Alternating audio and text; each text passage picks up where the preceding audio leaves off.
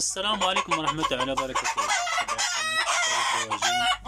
كما تلاحظون هناك يوجد الدجاج الفيومي البياض المعروف بالبيضه بغزارة البيض والوافيات. اللهم بارك وزد في ذلك. هنا عندنا 15 عتوقة مع 3 فراج فيومي تبارك الله ما شاء الله. البيض بشكل غزير.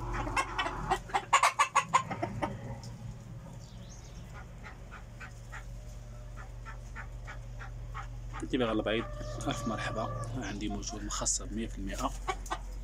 راكم تلاحظون هنا الديك الأول، الديك الثاني، الديك الثالث. البيض مخصب 100% عن تجربة.